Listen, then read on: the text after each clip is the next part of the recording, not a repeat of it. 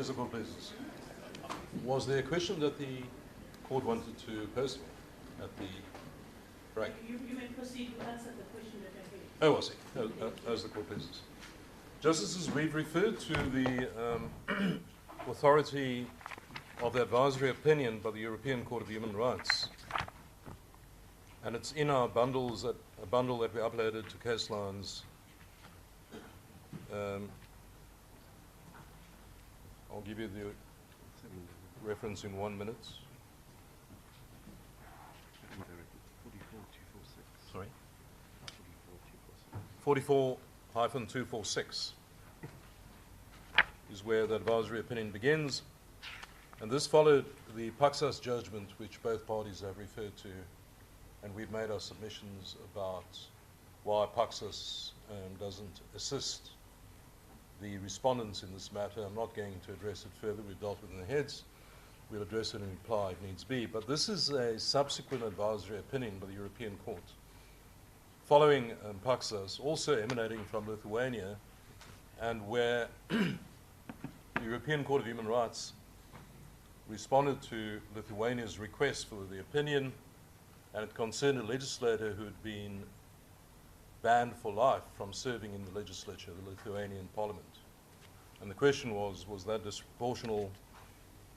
And in that context, the court said the following at paragraph 94, which we submit speaks to the reasoning behind the end result that we say the court achieves if it's with us, which is, and you are, and sorry, I'm reminded, the reason for this train of thought was I was about to address the question of remedy when we took the agenda. So to just contextualize the submission I'm going to make to you, can I just deal with remedy?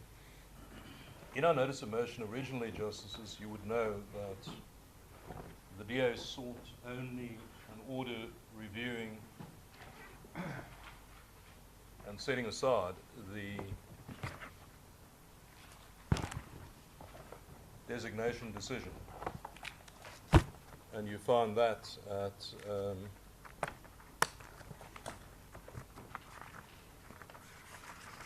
the Part B relief was at 1-3 of case lines, well, a declaration that the designation was unconstitutional and invalid, and reviewing and setting it aside. So the relief was confined to the events of 9 July.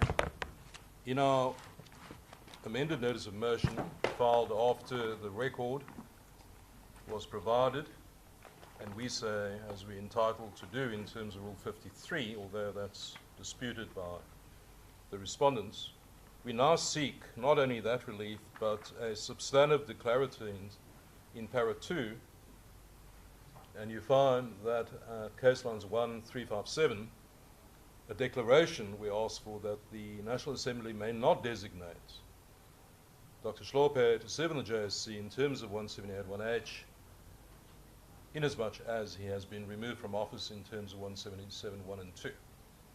Now I must emphasize, we don't need that relief to get the relief in 1. The declaration and setting aside relief in 1 stand separately and discrete from the relief we seek in 2.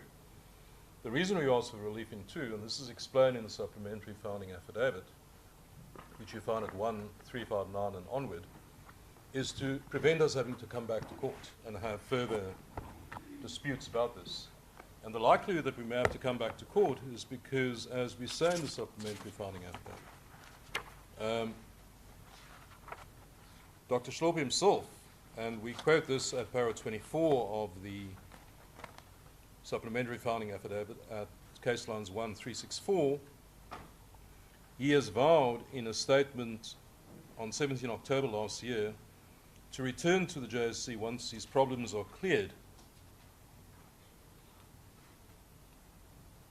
And I've already addressed you on the legal ineffectiveness of his purported resignation. So at the moment he's a member, and there's every indication that he'll come back or want to come back as a member.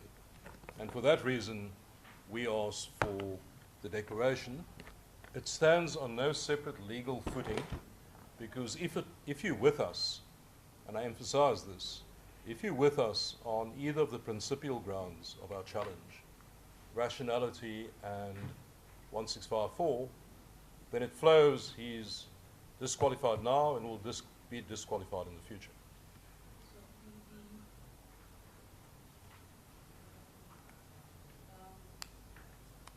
this prayer, does it in essence rule out the possibility of rehabilitation? That if an order of this nature is made, does it say we do not see that in future, maybe 20, 30 years from now, there will be a possibility of rehabilitation on the part of this individual? Does it rule that out completely? In fairness and honesty, it does. And I understand that the court may think that is a breach too far, to have a permanent disqualification. Now, I fully understand that. I can understand the court's reticence in that regard. If you are, but I repeat, if you are with us on the legal position, then that consequence flows. But that being said, I can at least theoretically and conceptually appreciate a court saying, well, we understand and we agree with you. And Judge Madar, you asked me about the proximity of time, 4 months from his removal to his... That's what it is relevant. And I told you, in principle, if you're with us on either of the two principled arguments that it's forever, then no. But it is relevant in this debate, in the context of this debate, because someone who is unrepentant about his conduct, which Dr.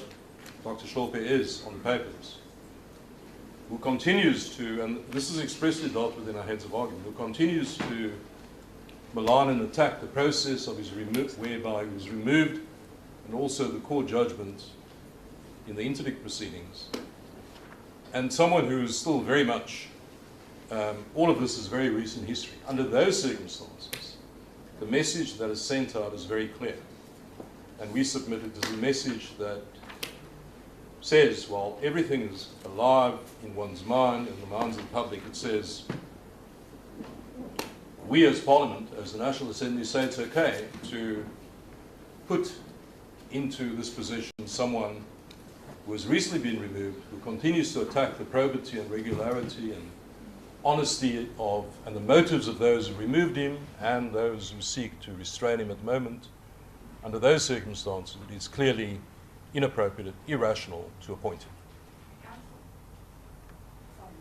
Can I just raise one issue that Certainly. bothers me a bit? Certainly, Justice. And I'm not sure which way to go with it. If the court is with you that the decision of the National Assembly should be reviewed and set aside, Yes.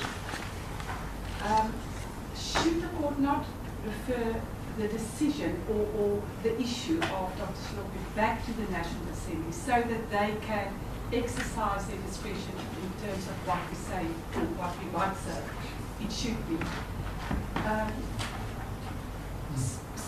Rather than, because I understand that is what Fuldes asked, although they also now asked for an order declaring that he should never be considered for appointment. But should this decision not be referred in its entirety, reviewed, set aside, and then refer it to the National Assembly? My only issue is there an issue with usurping the powers of the National Assembly in disqualifying Dr. Hlophe from future appointment? Judge Basson, another one of the issues that our legal team debated ahead of this hearing. We submit, no, it's not a case of usurpation of powers of the National Assembly or separation of powers issue, which is how the respondents couch it. It isn't, because the Constitutional Court and other courts have said repeatedly that when this court upholds the Constitution against a variety of organs of state, inevitably in constitutional litigation, it is not trenching on separation of powers. It is upholding the Constitution, which is the duty, the central function of the courts. It's to keep it's the ultimate guarantor and preserver of the Constitution, and it tells the other organs of state where they've gone wrong. And that is its function. It can't be prevented from doing that because, and every organ of state that finds its, or every party, or very often organs of state, that find themselves on the sharp end of a legal challenge shout separation of powers. So we submit that properly construed on the ordinary approach to asserting constitutional rights or no. We have three grounds, Justice Basson, and if you're with us on the last ground, the factual ground, that on the evidence, as we submit it does, it's clear that at least the ANC, and they would have made a difference, the 159, took a decision under rechtsdwaling and thus didn't properly apply their minds and didn't realize, in fact, everyone except the DA possibly don't appear to have realized that they did have a discretion and the freedom to vote as they chose, and it was a majority vote. But a majority vote based on the fact that you had a choice, which is what they were not aware of, as we've shown you. If you're with us on that ground, the appropriate order is to remit. So if you're with us on the error of law, the third ground, that they didn't realize that they could vote as they wished, and they thought they were bound by the convention. So even though they voted and the majority carried the day, the majority was misinformed as to the legal basis for what was up to vote for. If you uphold that ground, the appropriate order is to remit. Isn't the error of law actually the beginning of if we withdrew on that point, on the error of law issue, because that's the end of the matter? On the... And I'm missing something. And we have to 3 minutes. Sorry. On the principle of constitutional avoidance, yes. If you're with us on that, you don't need to go to the other two. But we submit, given the importance of the matter, given the importance of the other two, if the court is with us, it would be appropriate to give guidance. I've got 3 minutes. So can I just finish? I'm not going to give you the context. The context is in our heads. But apropos of this issue, the European Court of Human Rights, in the advisory opinion at para 94, says the following. In considering the legality in terms of the European Convention on Human Rights, Protocol 3, as to whether a ban, a lifetime ban is valid, the court says in this connection, and turning to the criteria which are relevant in deciding that issue, in the court's opinion, they should be objective in nature and allow relevant circumstances connected not only with the events which led to the impeachment of the person concerned, but also and primarily with the functions sought to be exercised in the future by that person to be taken into account in a transparent way. This is because the purpose of the impeachment and the subsequent ban is not primarily to impose another sanction on the person concerned in addition to a criminal sanction, which may already have been imposed, but to protect parliamentary institutions. The relevant criteria should therefore be identified mainly from the perspective of the requirements of the proper functioning of the institution of which that person seeks to become a member, and indeed of the constitutional system and democracy as a whole in the state concerned. We submit that is pertinent. You are aware of the constitutional injunction that permits or requires this court to consider international law, and we submit that is precisely in line with our submissions. The purpose, one of the arguments by our learned friends is double jeopardy. We're seeking to punish Dr. Hlophe again, but they misunderstand the nature of removal from office in terms of 177. 177 is clearly not a sanction. The removal from judicial office is not a sanction. It could not be, because among the grounds to remove someone in terms of 177.1 is incapacity or gross incompetence. And yet the result in each case is the same. The National Assembly must call for a judge found to be subject to one of those three disqualifying conditions to be removed from office. The President must remove such a judge. So removal for a judge suffering from an incapacity, rendering him or her incapable of being a judge, clearly isn't and could never be construed as a sanction. The purpose of removal in terms of 177 is the same purpose identified in the advisory opinion. It is to protect the judiciary. It's not meant, although inevitably it has the consequence of affecting the individual concerned. That's not its purpose. Its constitutional purpose is to uphold the integrity of the judiciary. And that's what this court is enjoined to uphold as well. So for those reasons, we stand by our submissions. We move for the relief sought. We ask for the costs, which we do on a punitive scale, and that is because of the quite serious and unwarranted and quite frankly scandalous averments made by the parties, the respondents, and their failure to distance themselves from it when called. I'll sit down immediately. That's a good business.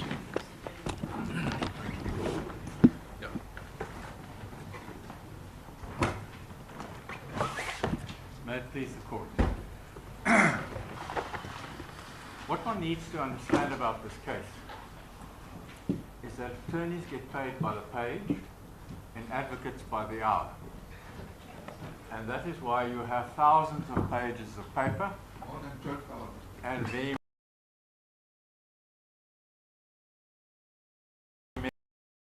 the CNI who will be sharing our slot.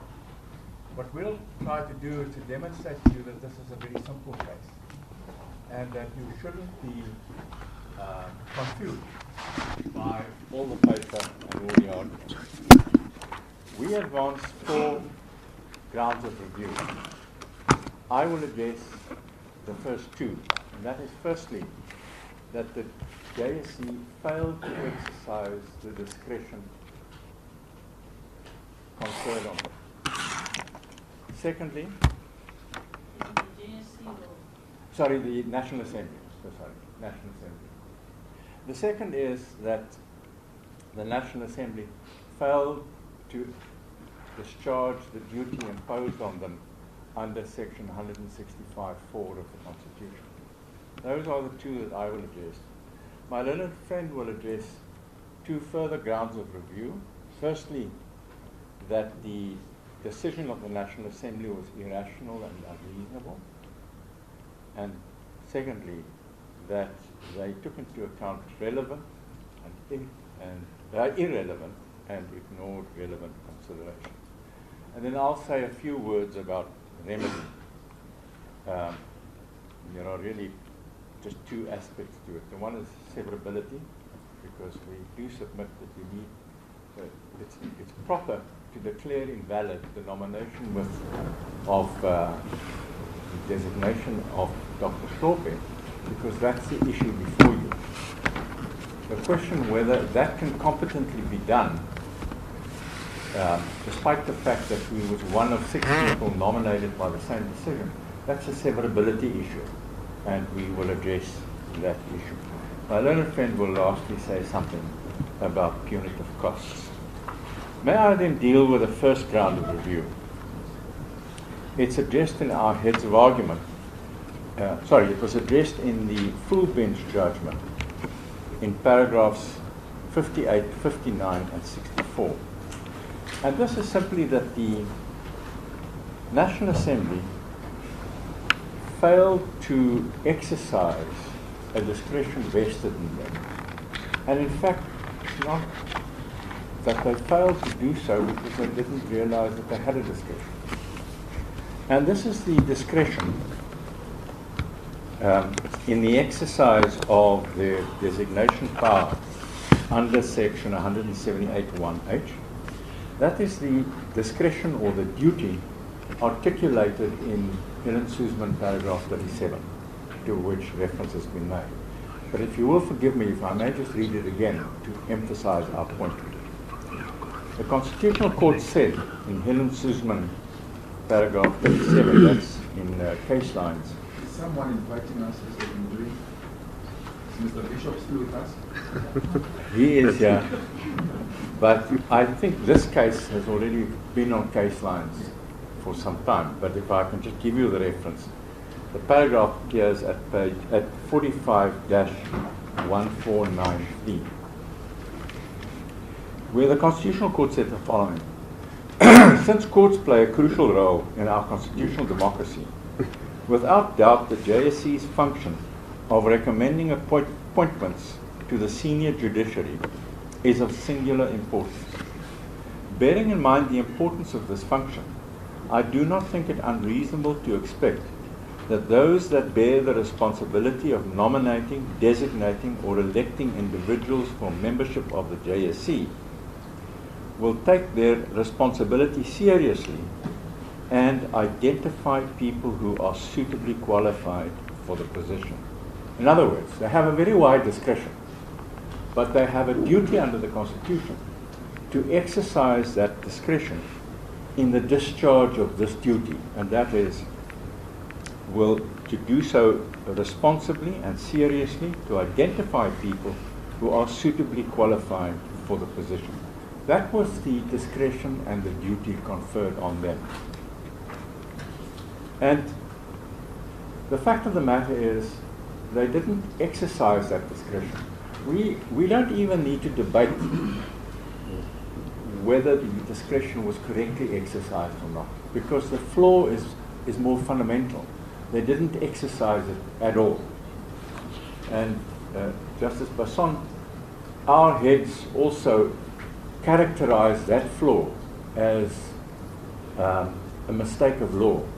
And that is so. They committed a mistake of law in the sense that they didn't realize that they had to exercise their discretion under this duty. But the first fundamental flaw is that they didn't exercise that discretion, whatever the explanation for their failure to do so. We know that the explanation for the failure is that they made a mistake of law. But one doesn't even need to go there. The fact is, it's common cause. They didn't exercise that discretion, and that is fatal to their decision. But if you will forgive me to cite one or two cases which are not in our heads, but on this point. The category of reviewable irregularity that we're speaking about was described by the Constitutional Court in the Saru case, that's President of the Republic of South Africa versus South African Rugby Football Union, 2000, Volume 1, SA, Constitutional Court, in paragraphs 39 and 40, and particularly in 40, where the court discussed the category of reviewable error of what is called abdication. That's where a party vested with a discretionary power abdicates that power by failing to exercise their discretion. And the court endorsed Baxter's classification of that various categories of abdication. In paragraph 40, the court speaks of two categories of abdication, the second of which reads as follows. I'm trying to follow you. I did not get the page reference. It's 2000, volume 1 page. Page 1, at page 28. Volume 1? Is it volume 1? Yes. 2000, Yes. volume 1, Yes. page 1, Thank you. at page 28, paragraphs 39 and 40. And the court said the following in paragraph 40.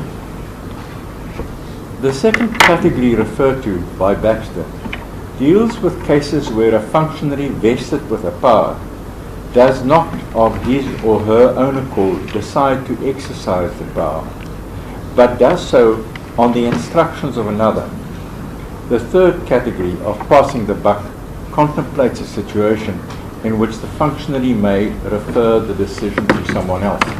Now, what happened in this case is that by the overwhelming majority of the members of the National Assembly wrongly assumed that they simply had to endorse the nominations made by the opposition party, and in that way abdicated their responsibility, their discretionary power to perform the function imposed on them under Helen Suzman, paragraph 37. The same category of reviewable error was described by the Supreme Court of Appeal in the cinematic case, that is, Minister of Environmental Affairs and Tourism, the cinematic, S-C-E-N-E-M-A-T-I-C, cinematic 14, 2009, volume 6, SA, page 182, SCA, paragraph 20. I'm not going to read it, but the court there summarized and referred to and summarized the principle that where a discretion is conferred on a functionary, then the functionary, him or herself, must exercise that discretion and cannot defer to anybody else. Just repeat the citation for my benefit. It's Minister of Environmental Affairs and Tourism,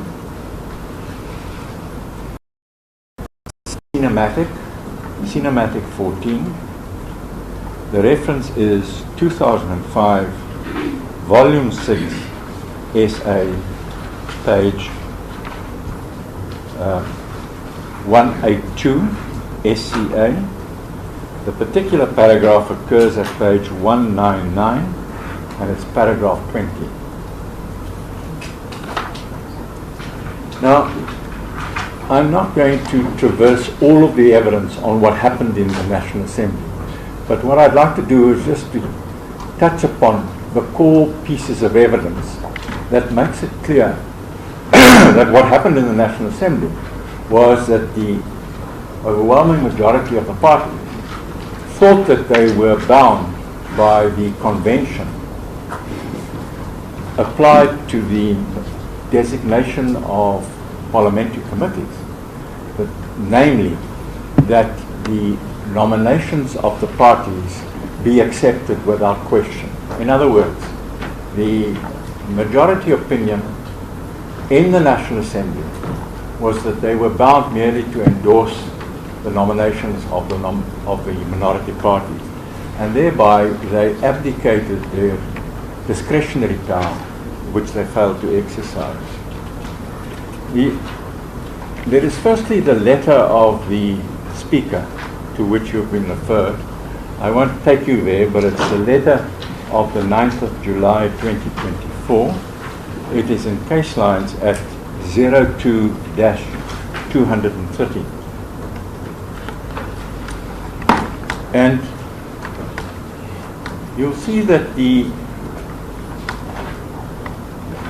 Speaker said that paragraph 1, I've taken note of the contents of the correspondence. As you'll be aware, section 178(1)(h) of the Constitution requires that the composition of the JSC must include 6 persons designated by the National Assembly from amongst its members, at least 3 of whom must be members of the opposition parties. And here comes her error. She says, the Constitution therefore only includes 2 requirements in relation to the designation of persons by the Assembly. Firstly, that the person be a member of the Assembly, and secondly, that half of the persons so designated be drawn from the opposition benches. There are no further criteria. Well, it might be an understandable position, but it was a mistake. She had not read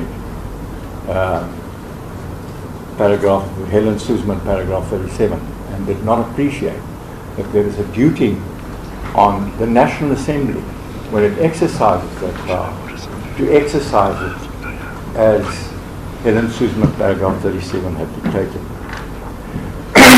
It is clear also from the debate that that was the prevailing view. And instead of referring you to the transcript itself, there is a convenient summary of the debate in the Speaker's answering affidavit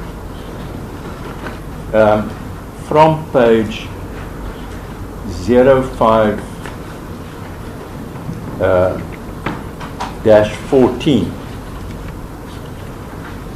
And I invite you to read it because it's a fair summary of what was said, but I merely emphasize one or two extracts from the debate. For instance, we'll later look at the position of MK, but at page 05-24, Mr. Shivambu, then a member of the EFF, said, addressed the issue and concluded as follows, and that is at 05-25. So let us respect the fact that a certain number of people in South Africa voted for the MK party and have designated Dr. Hlophe to become a member of parliament. So let us respect that. It is a matter of protocol, which we have always protected in the Chief Whip's forum, for that whatever is designated by a political party must be respected. So we will wish well Dr. Hlophe in the JSC. He echoes that understanding that the convention is that they rubber stamp the nominations of the political parties. And then the Chief Whip of the ANC spoke last and summarized the debate, and that appears at page 05-29, paragraph 53, where he summarized the debate. I'm not going to read it. It was referred to by the full bench in their judgment, but the reference is 05-29, paragraph 53, where he also articulates this understanding that the CA was bound to rubber stamp the minority party nominations. As for the party before the court, MK, Mr. Zuma in his answer articulated precisely the same understanding, and I refer in this regard to his affidavit 06-25, paragraphs 60, 61, 66, 141 and 142. And he says, for instance, in 141, I admit that no political party represented in the National Assembly, including the DA, contradicted or challenged the established autonomy or prerogative rule or convention which provides that the decision of a nominating opposition party is binding on the National Assembly, nor does any party seek to review that convention. As for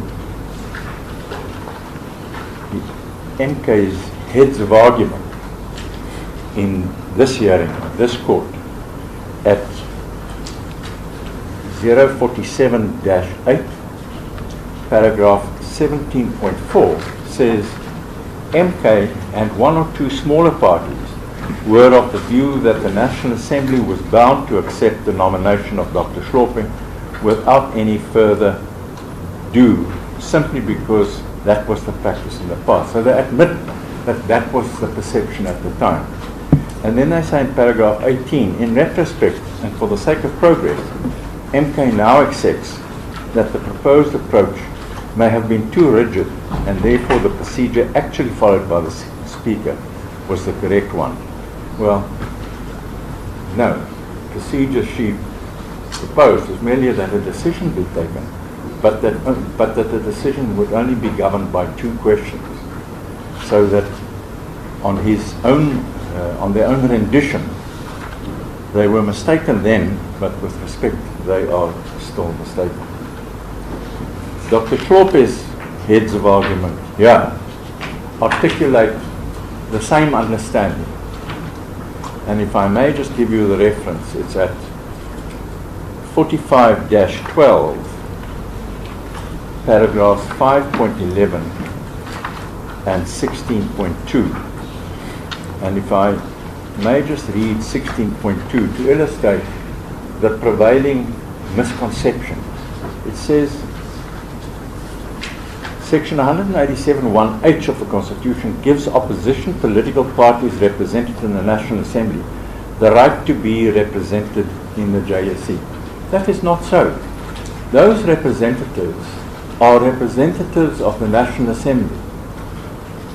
it is true that they must be drawn from the minority parties, but the decision to nominate, to designate them, is a decision of the National Assembly.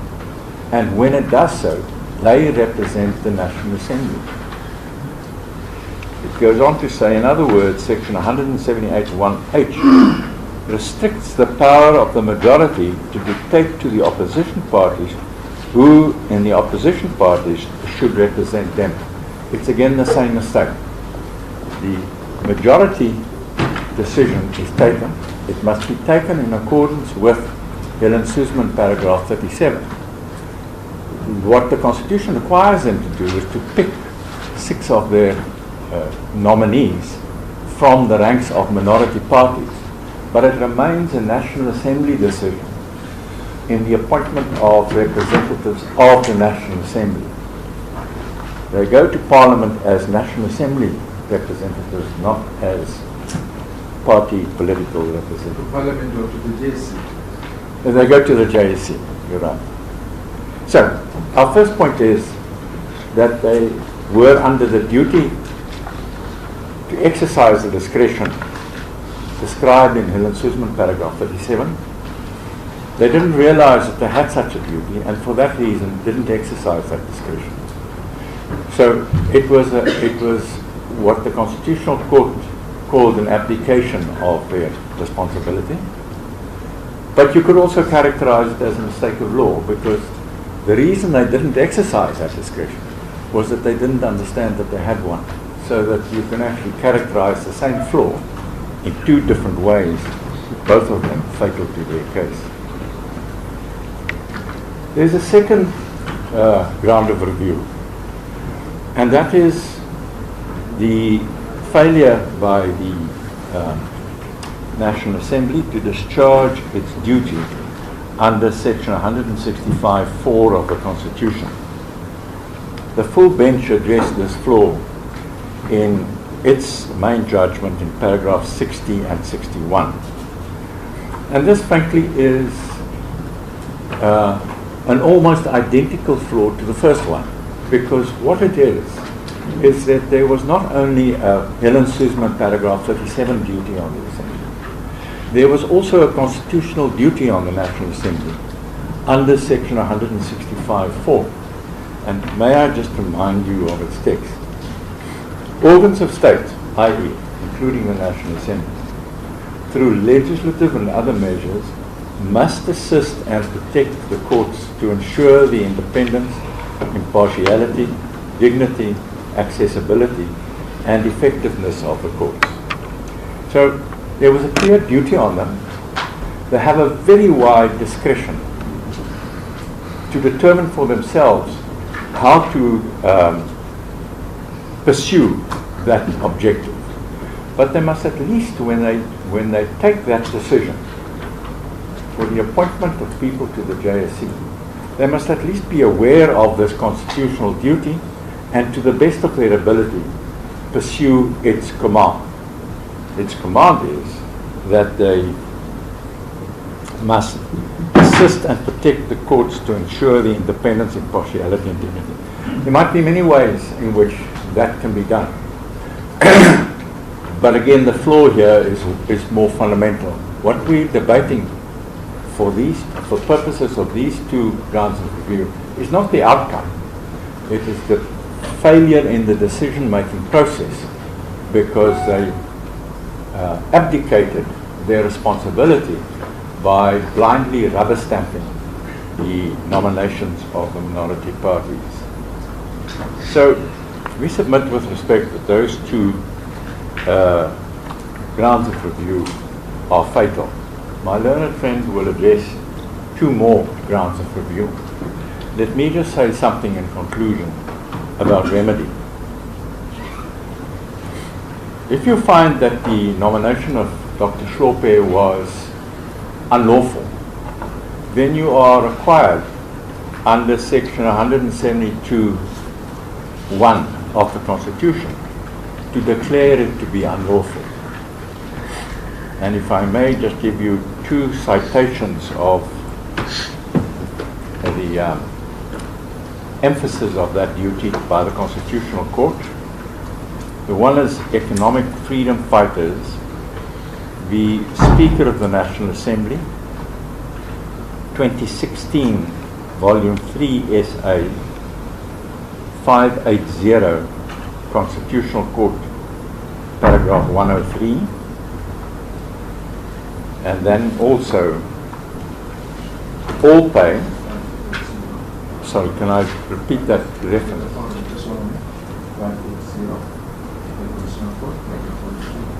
580, paragraph 103. And then the other one is all pay,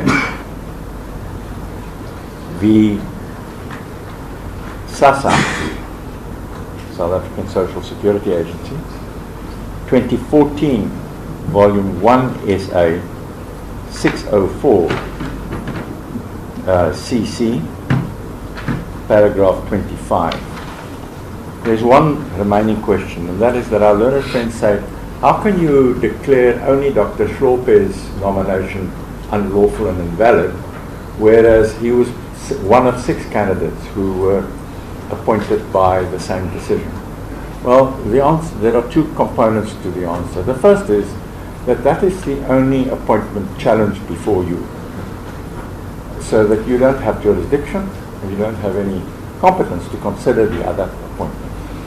The only question that you need to ask yourself is whether it is competent to declare one nomination invalid and not the others. Now, remember, there's nothing peculiar about it. Our laws, our courts hear challenges to legislation every day. All of those laws are laws adopted by one parliamentary decision. So it's not uncommon to have a challenge to a part of a law or an administered decision with many other parts. And the only question you need to ask yourself is whether the unlawful part is severable from the rest.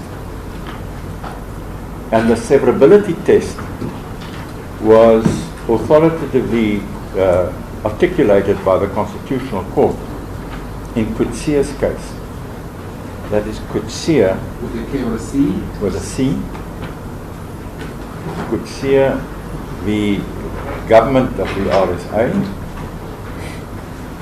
1995, Volume 4 SA, 631, Constitutional Court, paragraph 16. And it's a simple test. You ask yourself whether the good can be severed from the bad. And to answer that question, you ask whether the good and the bad are interdependent, whether the one is dependent on the other. Well, there is absolutely no reason in this case why you shouldn't sever the one appointment from the others. They're not dependent on one another at all. Nobody can suggest that the decisions are dependent, or the appointments are dependent on one another. And then, Justice Basson, to your question, we would submit that the appropriate order would be firstly to declare Dr. Hlophe's appointment unlawful and invalid, and then, of course, refer the issue back to the National Assembly. But what is referred back to the National Assembly is the vacancy that arises when you declare his appointment invalid. What then has to happen is that vacancy has to be filled afresh. And we're not asking you to prescribe to the National Assembly whom to appoint in his stead. Of course, others do, and if they were to appoint Dr. Hlophe again, there might be another round of litigation. But that is not the case that we... The joint practice, Mr. Tumbo, isn't that what you suggested? Did I miss something? I read the joint practice note in terms of the declaration that I thought you changed stats. I read it wrong. Let me just say, my two grounds of review merely says that the decision was invalid. And if you find on the basis of any of those two grounds, then the effect of it is that the appointment was unlawful and invalid, and you set it aside, and what gets referred back to the National Assembly is the decision to fill that vacancy. There are others who say that Dr. Hlophe can never be competently appointed, and therefore that it would be unlawful for the National Assembly to appoint him again. But that's a further step, not one that, in my part of the argument, is being applied. Thank you, Madam.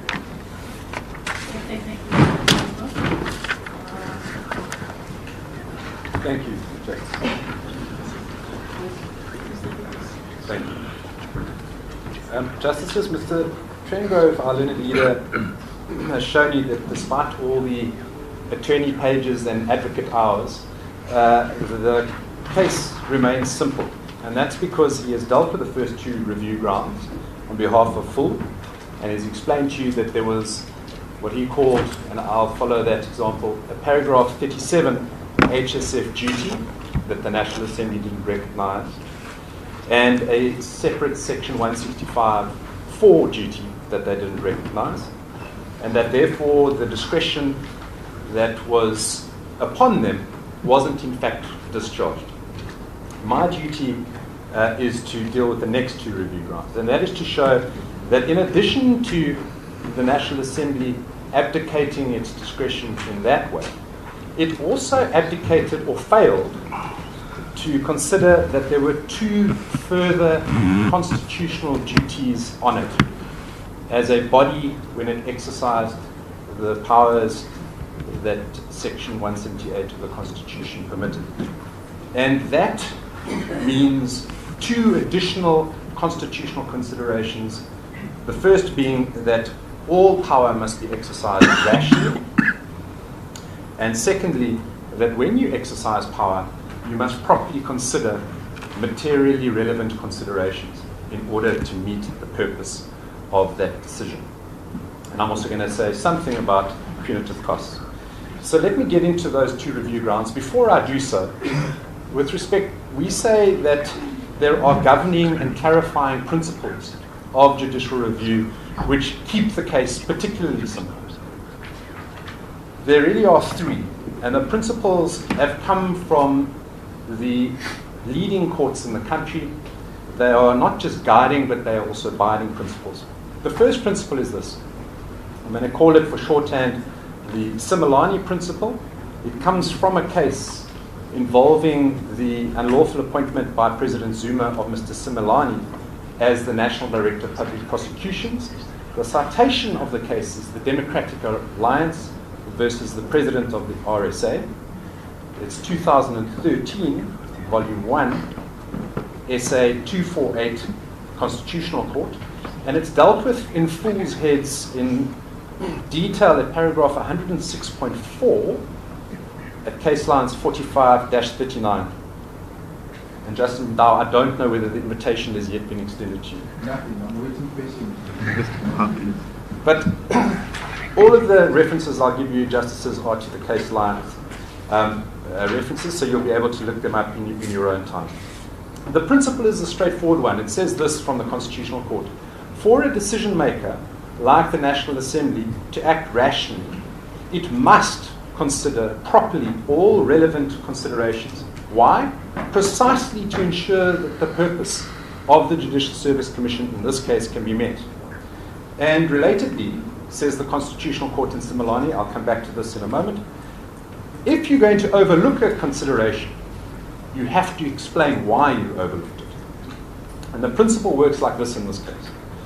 The decision-making process that was adopted can render that decision irrational if in that process the National Assembly ignores information that was materially relevant to the fulfillment of the legitimate government purpose in issue. So the first and obviously relevant issue here is that Judge Hlophe was stripped of his judicial robes for not just misconduct, but a particularly egregious form of misconduct, so serious as described by our courts as to destroy confidence in the judge's ability properly to perform the judicial function. And what that means is that the National Assembly was going to have to do some very careful and credible explaining for ignoring that relevant consideration of Dr. Hlophe's impeachment and the impact on the public's confidence in the judicial process. that there's no proper explanation whatsoever for ignoring that consideration. And so we say, again, as a starting principle, the Constitutional Court's decision in Similani makes this court's task easy because it confirms that unlawfulness. The Constitutional Court said it clearly in Similani through this lens of rationality. It said, if there's a failure properly to take into account or explain the failure to take into account a material consideration, then, and these are its words, it colors the whole process as irrational. So that's Similani's importance for this court. Similani is important for another reason. We've heard reference to separation of powers, and we expect our learned friends will try to argue that the decision by the National Assembly should be respected by this court, or shown some form of deference. But with respect, deference doesn't enter the picture to shield or cloak decision-making by the National Assembly from the rationality standard and the scrutiny of that standard by this court. Because the Constitutional Court has said as much again in Similani. In Similani, justices, it faced the same argument. The arguments on behalf of President Zuma in that case was, but this is my decision.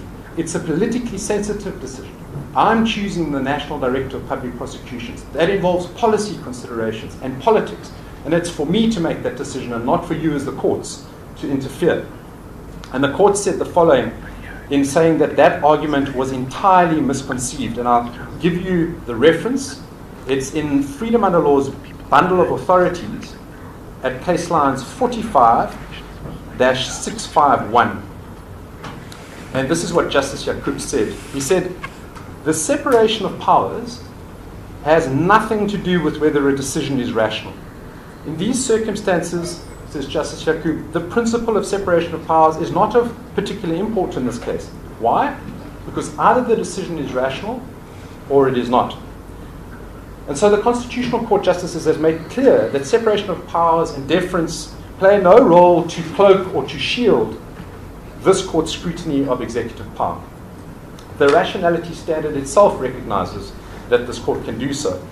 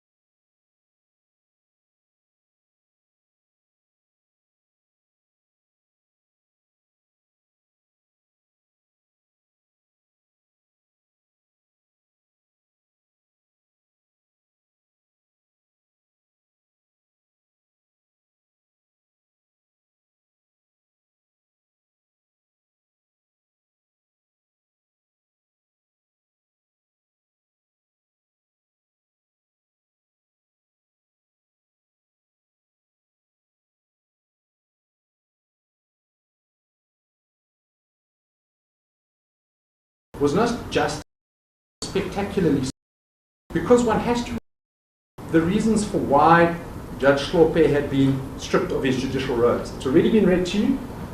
Mr. Jamie dealt with that, the Judicial Conduct Tribunal's findings.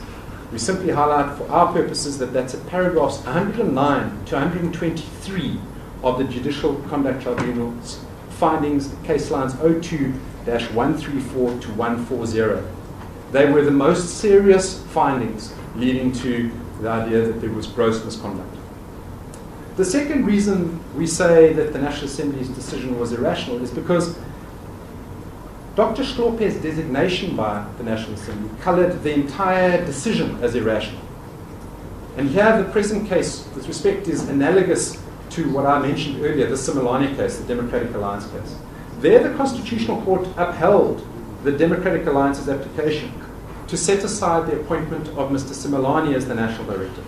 The Court, very importantly for our purposes, said this. It said that the President's decision to appoint Mr. Similani was irrational because the President had not considered clear evidence that Mr. Similani was dishonest and therefore not a fit and proper person as required for appointment to such an important constitutional position. And we reference this in our bundle of authorities. I commend you paragraph 89 of the Similani decision by the Constitutional Court. It's at case lines 45-686. Given the facts before the court and its knowledge that the President knew of these facts about Mr. Similani's dishonesty, the court said the following at that passage. It said the President's failure to consider such evidence was, and I quote, wholly inconsistent with the ends sought to be achieved, namely the appointment of a national director who is sufficiently conscientious and has enough credibility to do this important job effectively. The means employed accordingly color the entire decision which falls to be set aside. The third reason we say that the National Assembly's decision was irrational is that it failed to properly understand that there, in fact, was a suitability requirement, an HSF paragraph 37 duty. My learned leader, Mr. Trengrove, has dealt with that. I shan't read to you again what was said in HSF by the Constitutional Court, but I would stress that when you reread it, you will notice that the Constitutional Court speaks about the responsibility, in other words, the duty on the persons who are going to be making this decision. They must discharge that duty seriously, and they must identify people who are suitably qualified for the position. And not just the ether, but bearing in mind in that passage the importance of the function, which is the critical place of judges in our democracy. And here, Justice Miller. Dr. Hlophe says that from the time there are allegations and throughout the process of him between that time and the time of his suspension, he's had so many. He has been part of the Judicial Service Commission and so many competent judicial officers appointed. What he says now is what is different from then, between then and now, that he will all of a sudden be a different person from what he was while awaiting the finalization process. I just want you to understand. Sure. The simple answer, Justice, is that it's not what he subjectively believes. It's an objective question. So the objective question arises in at least three ways. The first is that the Judicial Conduct Tribunal, when it found that he was guilty of misconduct, gross misconduct, specifically said in its findings that it does so on an objective basis. Because the same arguments about subjectivity and how Dr. Hlophe in that case, or Judge Hlophe as it then was, had been raised by him there. And the tribunal said, no, it's not a subjective question, it's an objective question. That's the first answer. The second answer is that the question of whether the National Assembly got it right or wrong in this case, whether the designation was correct, is an objective question of law. It has to do with interpretation of Section 165.4 and the rationality standard we've mentioned. And then the third point, which goes back to the Zuma principle. It's not what Dr. Hlophe says are the reasons to justify what happened. The test is, what were the speaker's reasons? That's the objective question. What did the speaker say she understood by virtue of the discharge of her function? So it goes all ultimately to a question of law, not a question of feelings, not a question of subjectivity. And so what we see, and it perhaps leads to the next point, your question, Justice Mbele, is that the respondent's approach repeatedly is to insist that Section 178 of the Constitution does not expressly speak about somebody having to be fit and proper. That's their argument. They say, in other words, that there's no express suitability criteria that is posited. So the first answer to that, my learned leader, Mr. Trendgrove, has given. It's the paragraph 37 HSF answer. But there's a further answer, and it comes again from the Similani case. We know that in Similani, the question was whether, under Section 179 of the Constitution, interestingly, the section that comes immediately after 178, both Section 178, which deals with the designation to the JSC, and Section 179, which deals with the appointment of a National Director of Public Prosecutions, neither of them stipulate that the persons have to be fit and proper. So there's no express requirement in either of them. But that very point was dealt with by the Constitutional Court in Similani, and I'm going to give you the reference. It's in Freedom Under Law's Bundle of Authorities at case line 45-632. And it's from paragraph 13b of the Similani judgment by the Constitutional Court. There, this is what the court said, and I commend the full passage to you. It says, Section 179 obliges national legislation to ensure that directors of public prosecutions are appropriately qualified. So it does that in respect of DPPs. But it doesn't say that in relation to the National Director of Public Prosecutions. No express requirement that that person must be fit and proper. And so says the Constitutional Court, there was some suggestion on the basis that Section 179 makes a continuous distinction between national directors and other directors, that the Constitution does not require the national director to be appropriately qualified. The argument we've heard here today, or will hear today, says the court, I'm prepared to accept that the reference to directors being appropriately qualified may be construed as a reference to directors of public prosecutions and not the national director. But here's the critical point. All this means is that the requirement that the national director must be appropriately qualified is not expressly stated in Section 179, just as it's not expressly stated in Section 178. But then, says Justice Jacob, this cannot mean that the Constitution does not require the national director to be appropriately qualified. That proposition, in my view, simply has to be stated to be rejected.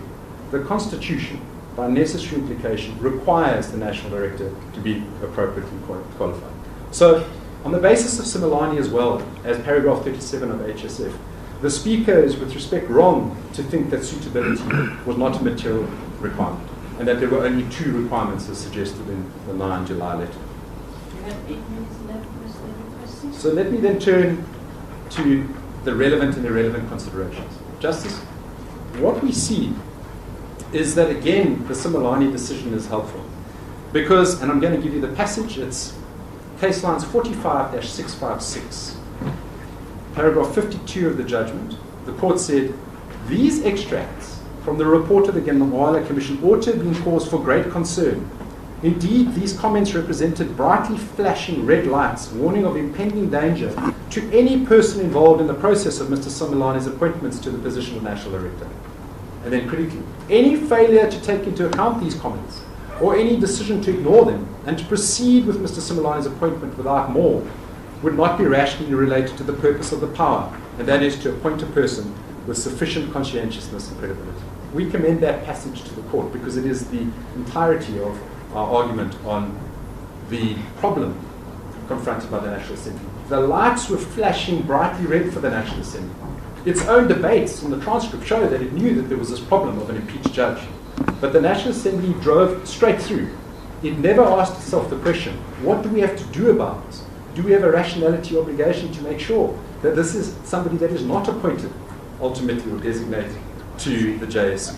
And do we do so in a manner which takes account of at least these three important things? First, that our courts have repeatedly spoken out about this type of conduct, namely that where a judge is impeached, it is because the charges against that judge are so serious as to destroy confidence in the judge's ability properly to perform the judicial function. Secondly, there is the Judicial Conduct Tribunal's own findings, and the fact that the National Assembly had endorsed those findings, and had just a few months previously decided that it was going to act and impeach. And so yes, the timing is important, Justice Ndaba. So we think that that is a factor that had to be taken into account. And then thirdly, there was the final bright red light that was again driven straight through by the National Assembly. And that is this. It's paragraph 69 of the Similani judgments, case lines 45-672. Said this. On the face of it, the contradictions reflect on Mr. Similani's credibility, integrity, and conscientiousness. They were and remain material. Any decision by any person aware of this evidence to ignore it in the decision-making process involving Mr. Similani's credibility would have been, on the face of it, and in the absence of an explanation from that person, not rationally related to the purpose for which that power was conferred. Justices, in my last 5 minutes, I want to turn to punitive costs, if I may. Freedom Under Law put up a supplementary affidavit on the 21st of October in the matter that was leading towards the leave to appeal judgment, and it set out 5 media publications. The court has seen those, and you've seen them referenced in the full court's decision in refusing leave. 4 quick points here. The first is there's no debate about the statements having been made, and that they relate to this court and to its judgment, and that they're made by MK, and that they quote Dr. Hlophe. Second, there's no debate that the publication of those statements is in direct conflict with their personal constitutional obligations. They are not any people, they are high officials of a party, and they are members of parliament in the form of Dr. Hlophe. Third, there's no debate about the shameful nature of those comments and their intended denigration of this court. You can read for yourself paragraph 22 of the judgment by Justice Wilson. I won't take you there in the time that's available. But fourth and finally, there's no debate about the statements that were made before this court, and they cannot be ignored. The defense that we've heard from our learned friends is to say that it's not fair to demand that we personally distance ourselves from an organization's statement. That's the argument. It's not fair, they say. This is in Dr. Hlophe's affidavit at case lines 39-10. So it's not fair to demand that we personally distance ourselves from an organization's statement. But it is perfectly fair because of the Constitutional Court's judgment in the state capture case, referenced in our heads for full at paragraph 68, case lines 33-29. There, the Constitutional Court was also faced with such statements outside of the court, denigrating the court's judgment. And the court said this.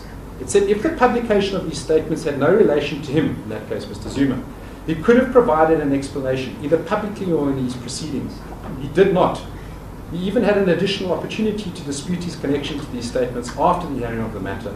However, to date, he's made no attempt to distance himself from these statements. So it's a perfectly accurate invitation through the Constitutional Court's own judgment. And the Constitutional Court warned that it needed to do its duty in protecting itself from such statements in terms of Section 173, because such processes, or such statements rather, showed, and I'm quoting, President Zuma's disdain of this court and the judicial process, which carries the risk that he will inspire or incite others to similarly defy them. The second, forgot to mention the case line reference number. The case line reference is, it's cited in our heads of argument in case lines 33-29, Justice Ndaba. Second and finally is the defense by our learned friends for the MK and for Dr. Zuma. They contend that they are entitled to exercise their constitutional right to freedom of expression. Well, the full answer to that, with great respect, is a judgment by His Lordship Mr. Justice Fabricius, which was cited in our heads for freedom under law, case lines 45-53, paragraph 153. It's the Moyane judgment. It's in our heads, case lines 45-53, paragraph 153. Here are the relevant passages, and I close with this. He said, it is clear from my judgment that the conduct of the applicant in these proceedings is particularly reprehensible. It's vexatious and abusive. Both the office of the President and the third respondent have been attacked, insulted, and defamed without any reasonable cause. Allegations impugning their integrity and character have been made regardless of the objective facts, and insults have been hurled at every conceivable opportunity, with no reasonable or lawful grounds existing for such unwarranted attacks on the integrity of the first and third respondents. Then says Justice Fabricius this, in direct response to the argument that we have from our learned friends that they're just exercising their rights. He says this, not only is a cost order appropriate in this instance, but on the punitive scale of attorney and client for the reasons I've already mentioned, it's time that litigants realize that they cannot likely make abusive allegations in court affidavits under the mantle of safeguarding their constitutional rights on the assumption that court cost orders would not be granted against them. In my opinion, on the facts of the matter before me, clearly shows that a punitive cost order was justified. His behavior throughout the proceedings is abominable. We request punitive costs on that basis. Thank you, Justices, and I know my time is up. Thank you, Mr. Duplessis.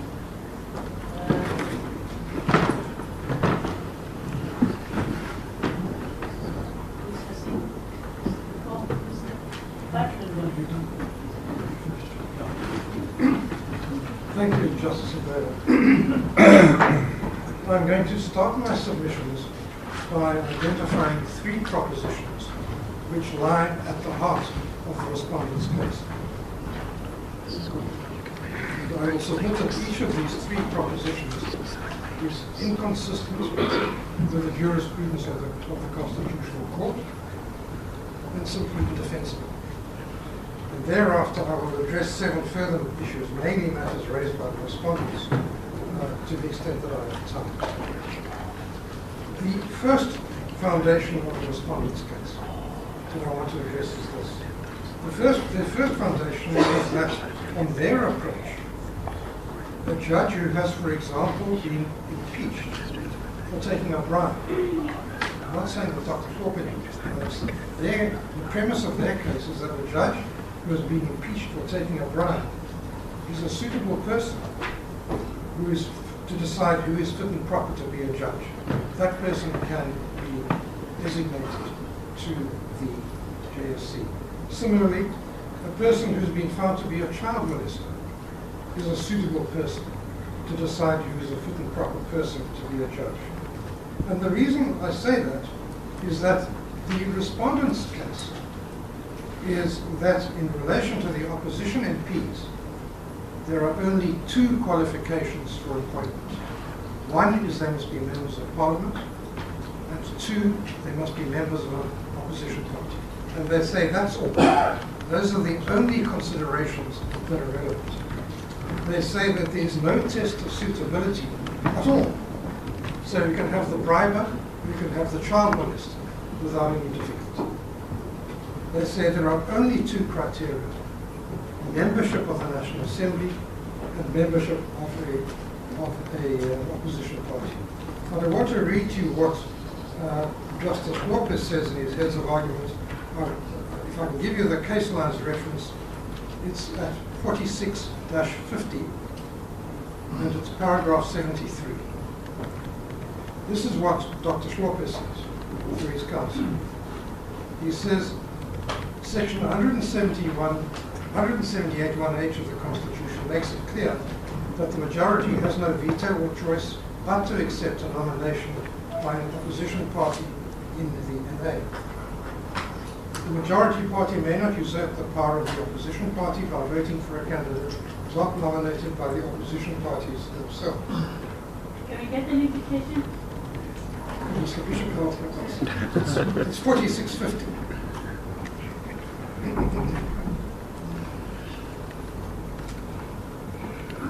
He says, to do so would subvert the purpose of Section 178 1H and result in an unlawfully constituted JSC. He says, there is autonomy of political parties to choose from their members a person to serve in the JSC to be designated in terms of Section 178 1H of the Constitution. Well, we say that's simply not the law. That's not what the Constitution says. The Constitution says that the designation must be made by the National Assembly. And then if I can give a second reference, at 46-12, case lines 46-12, paragraph 5.11. This is what Dr. Hlophe says through his counsel. The NA process for designating members onto the JSC in terms of section 170 are only required to ask two questions. That of his or her membership of the National Assembly, and whether the member belongs to the opposition political party. In other words, there is no requirement of the NA for the validity of this decision to have regard to the member's experience and qualifications. Experience and qualifications are irrelevant, they say. That's their case. But of course that flies in the face of what was said in the Susan Foundation, paragraph 37, which you referred to already, that the task of the Assembly is to identify people who are suitably qualified for the position. So we say that it's not open to the respondents to contend that suitable qualifications are irrelevant to the decision to designate. The Constitutional Court has held otherwise in the clearest terms. They must identify people who are suitably qualified for the position. And that's what they do. To respond to the questions raised by Justice Bernard and Justice Kosson, this of course doesn't apply only to Dr. Hlophe. It applies to anyone who is nominated. And it may be that the criticisms can be raised, that issues can be raised about the designation of other members. That's not an issue before this court at the moment. The only issue before this court is the designation of Dr. Hlophe. That's the case before the court, and we submit with respect that the court will deal with the case before it, and only the case before it. So on the respondent's case, the National Assembly could throw darts at a dartboard, people by throwing darts at the dartboard, as long as the names on it were all names of members of the Assembly who are opposition party members. Because merit, qualifications, suitability doesn't come into it. You could just throw darts at a dartboard and say those are the people who are. That's not the law. This is an exercise of public power. Public power has to be exercised rationally. That's an element of legality. And you can't throw darts at a dartboard, and similarly, you can't ignore the suitability of the candidates. That would be equally arbitrary and irrational. That is what the NA did. The second foundation of the respondent's case is that if an opposition party nominates a person, the Assembly is obliged to designate them. That's the case advanced by Dr. Hlophe. I've read to the court what he said. He said this is part of their prerogative. That proposition is simply wrong. It's inconsistent with section 178 or 1H of the Constitution, and it's also inconsistent with the judgment of the Constitutional Court in the Helen Suzman Foundation case. The members of the NA, National Assembly, must identify people who are suitably qualified. I've quoted what Dr. Hlophe said. I've read that to the court. He is the leader of the MKP in the National Assembly. It seems that the MKP itself starts to distance itself in its heads of argument in this case from that proposition. But that's the matter for them to explain. Whose position is the right one? Is it the view of the leader of the National Assembly, leader of the party of the National Assembly, or is it Mr. Zuma? Who can speak for themselves. The third foundation of the respondent's case is that the separation of powers doesn't allow the courts to rule on the lawfulness of what the National Assembly did. They say that the courts cannot and will not rule on the lawfulness of what the National Assembly did when it designated members of the Judicial Service Commission. They say that the decision of the National Assembly is therefore effectively beyond the reach of the law. The law doesn't reach it. We say that is an astonishing proposition. In our constitutional democracy, the law governs all of the acts of organs of state. If the organ of state does not act lawfully, the courts must and will say so. They are obliged to say so with respect by section 1721A of the Constitution. There are no no-go areas in our public law where the law doesn't prevail. The law prevails throughout our public law. It governs all of the conduct of laws of state. It doesn't help to say, to squeak separation of powers. The answer to that is, was it legal? It wasn't legal, but it was legal. I wanted to quote what was said before this. The respondents laid so much stress on the position of Parliament, the special position of Parliament. I wanted to quote what was said by Justice Davis for a full bench of this court in a case called Economic Freedom Fighters versus Chairperson of the Powers and Privileges Committee. This case reference is 2024, Part 10, BCLR, Butterworth's Constitutional Law Courts. 2024, Part 10, BCLR, page 1328. Decision of the respective court of full bench.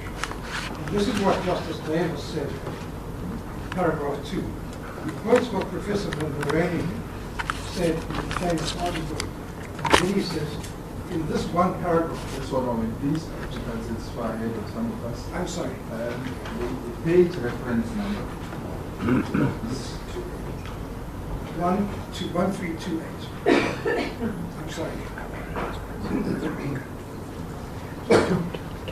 I don't think it's in the bundle. Oh, it's not in the bundle. I don't think so. Pardon. So, but another way of getting into that. Yes, I'm told that it is. We can upload it if that would suit the court.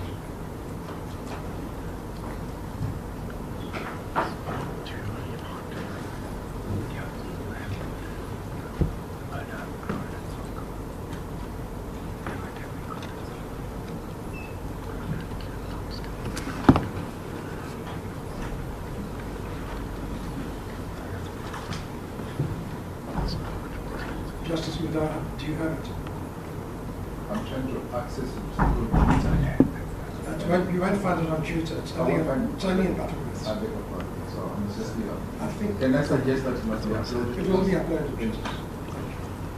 This is what Justice Davis said, paragraph 2. He says, he refers to what was said by Professor Moranik, and he says, Professor Moranik captured the very essence of the legal principles on which our Constitution rested. The exercise of power is required to be justified by reason. Over the past 30 years of constitutional democracy, it is apparent that our jurisprudence has sought to indicate this idea not only insofar as the executive is concerned, but also in appropriate circumstances where Parliament exercise powers granted to it by the Constitution. So this principle of legality and reasoned argument applies both to Parliament and to the executive. It then refers to the fact, to the Mazibuko case, in which the Constitutional Court held a rule of the Assembly to be constitutionally invalid. The rules of the Assembly are subject to the discipline of the law. Dr. Hlophe, in his Heads of Argument, treats the court to a lengthy exposition of the law in England with regard to questioning what happens in Parliament, questioning by courts of what Parliament has done. Somewhat ironic that we should turn to the position of the former colonial power, because under our Constitution, the courts are obliged to test and decide the lawfulness of laws passed by Parliament, the lawfulness of the rules of Parliament, and the lawfulness of the conduct of Parliament.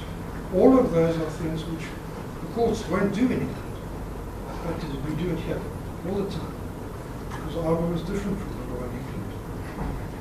Our courts test, but frequently test the validity of the laws passed by Parliament, the rules of Parliament, and the conduct of Parliament. And there is nothing in the separation of powers doctrine which prevents the courts from deciding whether Dr. Hlophe was lawfully and validly designated as a member of the JSC. That, with respect, is a core function of our courts. So then I turn to to 7 issues which are raised by the respondents. Yes. So let me just interrupt myself and say, those are the foundations of the case, of the respondent's case, that the National Assembly may not consider suitability, wrong, that the National Assembly is bound by the decisions of the political parties, individual political parties, wrong, and that the conduct of the National Assembly is protected by the separation of powers, wrong. Then let me turn to some other issues. The first one I want to raise is standing, because there is a challenge raised to the standing of corruption. I submit with due respect that this is truly a defense of desperation. It is a defense without any foundation. Because in its founding affidavit, the Corruption Watch dealt with these matters. Could the court be invited to 0313?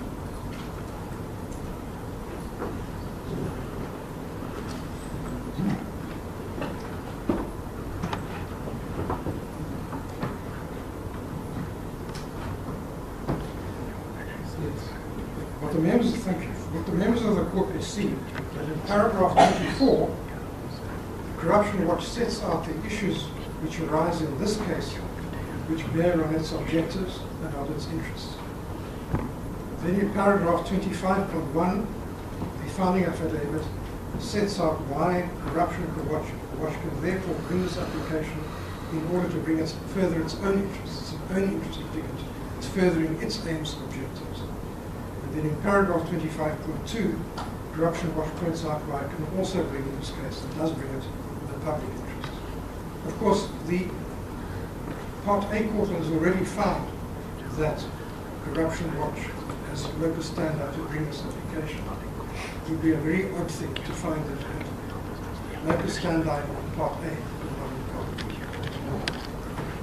Then can I move to the second question, which is raised by my learned friends, and that is that, well, this was a decision of Parliament, and therefore it can't be challenged, you just don't like the outcome. We make the submission that when Parliament voted, it was not enacting legislation. We can debate what the precise pigeonhole in which to put its action. It might have been administrative action, it might have been executive action, might be a special constitutional function, not necessary to decide that. The one thing that is clear is that it was not legislative. It was exercising a special public power. And we know that the exercise of all public power is subject to review for legality and rationality. And so we say that it follows that the decision of the National Assembly, through a vote, is subject to review when it's, or at least when it's exercising these powers, and in fact even when it's legislative, is subject to review for legality and rationality. And the fact that the decision was made by a vote does not exclude the decision from review. We can all think of many examples of bodies which decide matters by a vote, and whose decisions are then brought under review. We think of the JSC itself. It decides matters by a vote, and its decisions are subject to review. We think of the decisions which are made by municipal councils. Their decisions are made by a vote, but they're subject to review. We think of the multiple boards and tribunals which sit in our country, which decide the matters by vote. Their decisions are subject to review. And so the fact that Parliament voted really takes the matter nowhere. It's important to be clear about what the National Assembly did. The members believed that they were bound by the practice of convention, that they would designate and must designate whoever is nominated by the political parties. And I'm not going to repeat what the Chamber said in that regard. It's already noted fully that the National Assembly did not exercise the discretion which it had because it thought it didn't have a discretion. It was an error of the law and a failure to exercise its power. So what the National Assembly did was plainly invalid, and the separation of powers does nothing to protect it. And the fact that it was done by a vote, there's nothing to protect it. If it was unlawful and invalid, then the courts will set it aside. That brings me then to the third subject arising from the respondents' arguments, and that is a complaint of discriminatory treatment. The respondents complain that the applicants want the court to discriminate against Dr. Hlophe by holding him to the standard. That's Section 9 of the Constitution? Section 9 of the Constitution. There are two answers to this. First, yes, the court did treat Dr. Hlophe differently. I beg your pardon. The court in the Part A court did treat Dr. Hlophe in a particular way, and that was because of his particular conduct. He was a person who had been impeached as a judge, who had been found to have threatened and interfered with the independence, and impartiality and dignity and effectiveness of the constitutional court, who had been found to have threatened public confidence in the judicial system, and the person who had been found had improperly attempted to influence two judges of the court in favor of then President Zuma. That's what he was found to do. Fortunately, he is different from all the other members of the judiciary. So he is different, and he's treated differently. Nothing wrong with that. To succeed in an unfair discrimination case, it's not enough to show that you were treated differently. You will show that you were treated differently on one of the grounds in Section 9.3 of the Constitution. That you were treated differently because of race, gender, sex, marital status, ethnic origin, etc., etc. Dr. Hlophe doesn't try to make that case. He doesn't say I was discriminated against on any of those grounds. He makes no attempt to show that he was treated differently on any of the prohibited grounds. He doesn't even allege it, let alone provide any evidence. And so we make the submission that the complaint of unfair discrimination is simply without any foundation. It's a remarkable What about 9.1? Section 9.1. Equality before the law, yes. Everybody is equal before the law. It doesn't mean that Isn't that what they are relying on? I don't know what they're about, justice. Well, let's read the papers. Well, they talk about discrimination. Discrimination is Section 9.3 and 9.4. The papers are peppered with complaints of discrimination. 9.1 is not triggered at all, deals with a completely separate matter. It's equal protection of the law. But he has the protection of the law. He's here in court now defending himself against the law, defending against the complaints. He has protection of the law. It's a very remarkable thing to say, because a case is decided against me, I was denied equal protection of the law. The case is decided against you on the merits. There's no discrimination. So we say that Dr. Hlophe simply makes no case at all of unfair discrimination as defined in the Constitution. That brings me, Justices, to the fourth matter I want to address, arising from the arguments, and that is the question of a declaratory order. Why do we say a declaratory order is necessary or desirable? And as the court will know, we seek a declaration, our client seeks a declaration, that the National Assembly may not designate Dr. Hlophe to the JSC in terms of 178(1)H. We say this is necessary because of both the events leading up to the impeachment and the events which have taken place since this application was launched. Because since this application was launched, Dr. Hlophe has resigned from the Judicial Service Commission, and the MKP has stated that it will not withdraw its nomination, it will nominate him again. So we seek a declaratory order for two reasons. Firstly, because the MKP has made it clear that it will nominate him again. It will not replace him, it says. So you know that it's going to happen again. As a matter of certainty, because they've told you that they can be trusted in their word in this regard. Secondly, would that now, if the court were to find that the National Assembly adopted the rationale by designating him, should then now he be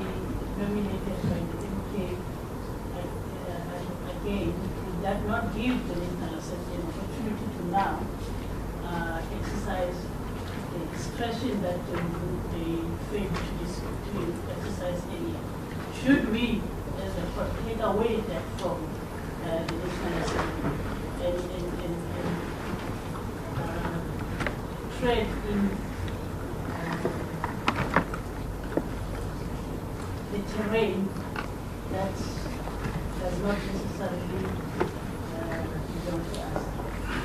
I appreciate that proposition, Justice Hlophe, and I say this in response. Firstly, we say that Dr. Hlophe has demonstrated by his conduct that he is not a suitable person to be appointed to the JSC. That doesn't change by going back and asking again. We say that his conduct demonstrates, and I'll come to that in a moment, his conduct demonstrates that he's not a suitable person. The second reason we say it is that Dr. Hlophe says that if he's appointed as a member of the JSC, he will vote, he will support the appointment of judges who acted like he did. He says, I want to, people like that should be appointed. He says, in other words, people who commit the conduct for which he was impeached. He says it's fine to go around and talk to other judges about the cases which are before them and try to persuade them to vote in a particular way. That's his case. We say that he's told you that he's going to do that. And we say it's impermissible to do that. And the JSC says already it's impermissible. And that's been upheld by the Assembly. And he says he will protect them against disciplinary processes when they do this. And he says, and he will presumably also protect them when he makes preposterous, with due respect, statements about our judges, which I'll come to in a moment, outrageous attacks on our judges, as he has done. He regards all of this as perfectly proper conduct for a judge. We say it's not proper conduct for a judge, and he is therefore not a suitable person. We say further that the appointment of Dr. Hlophe would make a mockery of the process of the JSC. Where in the world does one have a situation that someone is removed from the judiciary through impeachment for gross misconduct and then says, I want to be appointed to nominate my successor? He wanted to be a member of the JSC when it was going to nominate his successor as judge president. Why is Council still on the subject? It's an authority that, if I remember correctly, fully referred to a judgment by House, which deals with this aspect of failing back to the decision made. I don't remember from the top of my head what the decision is, but I seem to remember that was a decision by House, and I think the full relied on that, there's reference to that. What do you have to say to that? Justice Mudar, it will have to go back to the decision maker. It will have to go back to the National Assembly. If the court finds that the appointment, the designation of Dr. Hlophe was invalid, there will be a vacancy in the JSC, and the National Assembly will have to decide to fill the vacancy. So it will automatically go back to them. So we don't have to make a declaration before? All we say is when you do that, whatever you do, you can't re-designate Dr. Hlophe because he's demonstrated that he's unfit for the job. It's been demonstrated. Is it our business to state that? Well, it's the court's business to deal with what is an already promised repetition. The MKP says it's going to nominate him again. It will not withdraw his nomination. It will not replace him. Well, you know it's going to come. In that case, with respect, you don't close your eyes. Because otherwise, you'll be back here again 6 months or a year, arguing the same case again and again through the courts. Additional Assembly 6 guidance, if I read them correctly, if we were to restate the law and the position in that regard in the process that they must embark upon, based on, say, paragraph 57 of the Helen Decision Judgment, won't that be sufficient for purposes of this exercise? No, because that's with respect, that's only part of why their conduct was unlawful. The conduct was unlawful because they didn't do what the law required. They didn't follow paragraph 37. But the conduct was also unlawful because it was irrational. It was irrational and unreasonable to appoint to this fundamentally important position a person such as Dr. Hlophe, given the findings against him. And so we are saying that a declaratory order is necessary and is unrepentant about it. It would be different if he said, oh, I now see I made a mistake. I would never do it again. But he's unrepentant about it. He says he was entitled to that decision. And we say a declaratory order is necessary to avoid a repetition of the very conduct which lies at the heart of the function, and which led to the impeachment of Dr. Hlophe. We don't say that this is a case of a prohibition in perpetuity. Circumstances may change.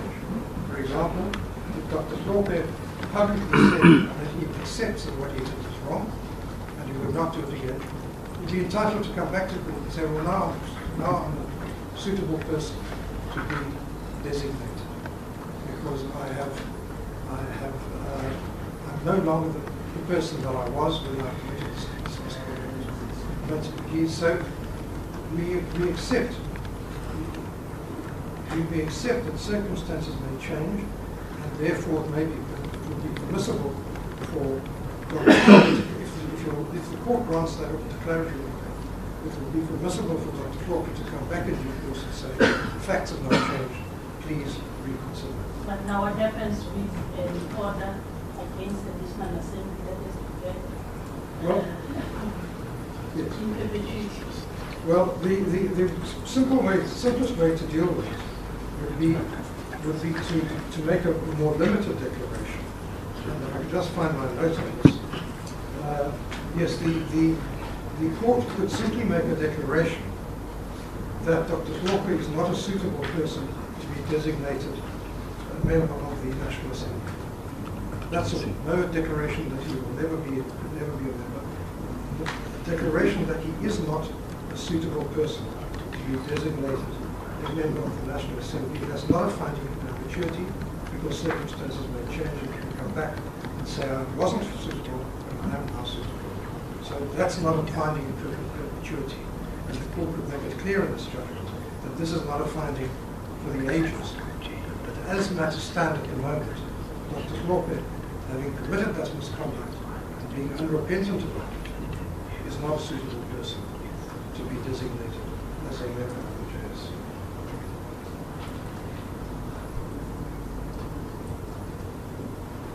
Can I just say, my Leonard Jr. has passed me, I'd like to point out that in relation to the question of discrimination, Dr. Hlophe's heads of argument rely on section 9.1 for a claim of discrimination. It's a discrimination point he's making, and you will find that in his heads. I won't take the court there. It's case lines 46-15, not paragraph 6. The 9.1 claim is a discrimination claim. So for all of these reasons, we submit that it is necessary for the court to make a declaratory order that the National Assembly cannot reverse this process, this legal process, by simply designating him again on the advice of the MKP. Then, Justices, I come to a further point, perhaps it's the last one before the lunch adjournment. And that is that our learned friends have a lot to say about what they say are the collateral consequences of impeachment. He says when a judge is impeached, it has only one consequence, which is that he or she is no longer a judge. It doesn't have the collateral consequence that he or she is prohibited from being appointed, designated to the JSC. They're of course right in one sense. It's quite right that the Constitution does not say that a judge who's been impeached cannot be a member of the JSC. I think no one ever thought anyone would imagine that would be appropriate. But in any event, it's not there. But the point is, the issue is this. The Constitution requires the National Assembly to consider the suitability of the candidates. They must find a suitable candidate. And we say the conduct of a candidate. The conduct of a candidate is relevant to whether the candidate is suitable to be designated. And we say the conduct of a candidate this case, Dr. Hlophe's conduct, is relevant to two questions. Firstly, should he or she be impeached? But it's also relevant to a different question, which is whether he or she should be designated to the JSC. It's not the impeachment that makes him unsuitable for the JSC. It's his conduct as demonstrated by impeachment. And so it's therefore not his impeachment which renders him unsuitable. It is his conduct which resulted in his impeachment and also makes him unsuitable for designation of the JSC. Is that splitting of hair? What led to his impeachment? What led to his impeachment was not the conduct complained of? Yes. And his conduct has another consequence. It has a consequence that he shouldn't be appointed to the JSC. Not because he was impeached, but because of the conduct. The conduct has a direct consequence. One, impeachment, and two, it has a consequence in relation to the JSC. We say there's no question, as the respondents keep on assert repeatedly, that we seek to write into the Constitution a provision that an impeached judge may not be appointed. We don't seek that. What we say is that completely misstates our position. The position of Corruption Watch is that Dr. Hlophe's conduct, not his impeachment per se, makes him a person who cannot be suitable for designation for the JSC. It also may make him unsuitable for other things. If he was nominated to be the public protector, one might say, well, his conduct suggests he's not a suitable person to be designated for that. It may relate to all sorts of other things, all sorts of other consequences. It's not a question of a collateral consequence of impeachment. It's a consequence of his conduct.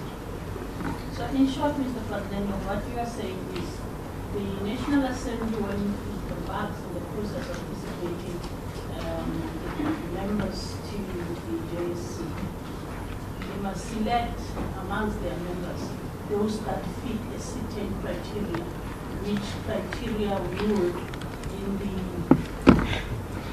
process, enhance the public confidence in the judiciary, as you are saying. With respect, exactly, Justice Mbele, when the National Assembly designates from amongst its members, it will say, is this a person whose conduct leads us to be confident that he will add to the performance of the JSC and confidence in the judiciary? If his conduct is such that he's a person who members of the public will say, what? He's not choosing judges, and he's not a suitable person to be designated to the JSC. And it goes to the Helen Suzman Foundation paragraph 37. When you ask yourself, is a person a suitable person?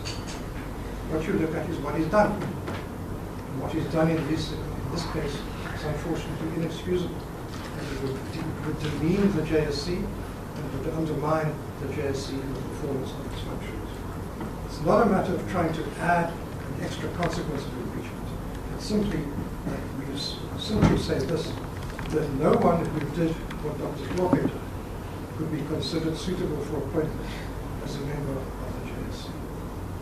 Justice Mbele, that may be a convenient time if you read the journey. You still have 7 minutes, Mr. Hlophe, but in that, if you are abandoning your argument at this point, the first part of your time allocation ends at 13:23. Yes. But if you want us to break now, and we will continue when we come back at 2 o'clock. Yes, I think. Thank you for the 7 minutes that you have been. Then I'll get my 15 minutes when we come back, my last 15 minutes. You definitely will get your, not even last 15 minutes, 25 minutes actually, that's what we want. But Thank you, Justice. because you have been so gracious, thank you. Thank you, my lady. I just thought, because Mr. Badlander still has the 7 minutes, maybe it's the right time. I didn't want to interrupt him. Just to make it clear so that he can address it now or in reply if he wants. But I don't know what Dr. Hlophe's case is on Section 9, just to address Judge Mdawi's question. But our position is that we rely on Section 9 as a whole. 9-1. the equality clause, all of it. Yes. But I'll explain that when I'm out. But I'm just in fairness to Mr. Butler, so that he doesn't belabor on the basis that we also rely only on 9.1. Thank you, Ms. Escort, please. Other gents, we shall reconvene